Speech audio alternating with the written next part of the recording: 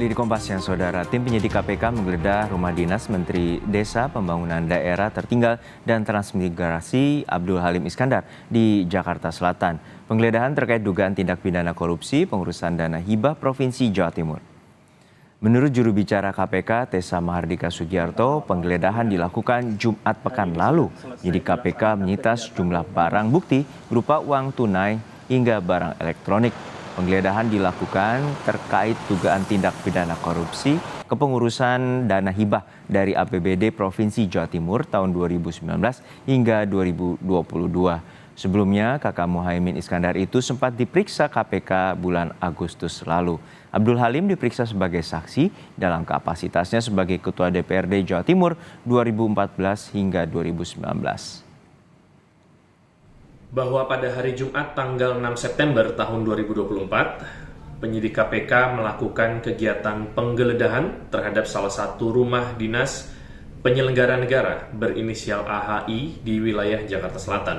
Dari penggeledahan tersebut, penyidik melakukan penyitaan berupa uang tunai dan barang bukti elektronik. Untuk mengetahui kasus korupsi yang diduga melibatkan Menteri Desa, kita terhubung dengan jurnalis Kompas TV, Dian Silitonga di Gedung KPK Jakarta. Dian, hingga saat ini apa saja hasil dari penggeledahan rumah dinas dari Menteri Desa?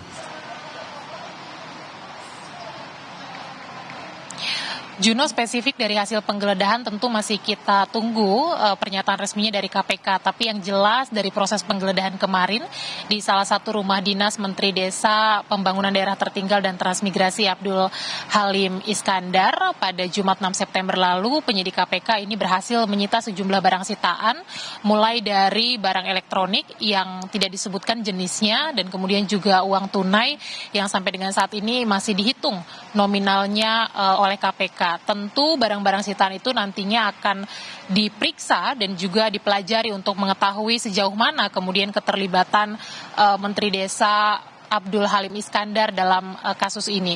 Seperti yang Anda sebutkan tadi, Juno, bahwa sebelumnya ini KPK juga sudah memeriksa Abdul Halim Iskandar dalam kapasitasnya sebagai saksi untuk kasus yang sama, dugaan suap alokasi dana hibah Pemprov Jawa Timur pada 22 Agustus yang lalu.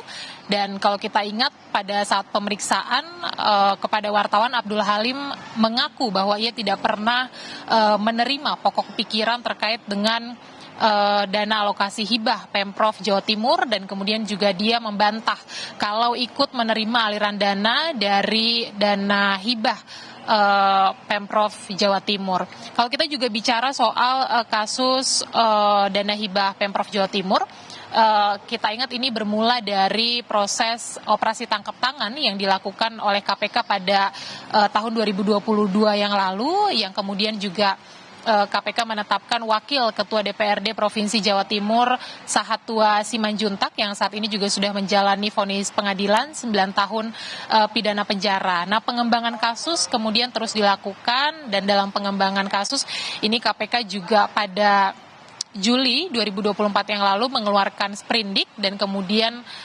kembali menetapkan sejumlah orang tersangka. Disebutkan ada 21 orang tersangka jumlahnya, di mana 4 orang diantaranya ini merupakan penyelenggara negara yang berperan sebagai penerima suap, dan 17 diantaranya ini merupakan pemberi suap yang terdiri dari swasta dan juga penyelenggara negara. Karenanya patut kita cermati, Juno, nanti apakah dalam pengembangan kasus ini termasuk penggeledahan yang dilakukan oleh KPK nantinya akan ada tersangka baru atau tidak, Juno? Ya, untuk saat ini apakah KPK juga sudah mulai memberikan informasi terkait dengan kemungkinan adanya tersangka baru, terutama keterlibatan dari Menteri Desa? Ya, adanya tersangka baru itu tentu peluangnya selalu ada dan terbuka lebar, Juno, termasuk peluang apakah Menteri Desa Abdul Halim Iskandar ini juga nantinya akan naik status hukumnya dari saksi menjadi tersangka. Itu juga tentu peluangnya terbuka lebar, tergantung dari hasil penyidikan yang dilakukan oleh penyidik KPK. Sekali lagi utamanya terhadap barang-barang sitaan yang dilakukan pada proses penggeledahan di rumah dinas Abdul Halim Iskandar. Nah, ini yang akan kita tunggu bersama nanti bagaimana kelanjutannya.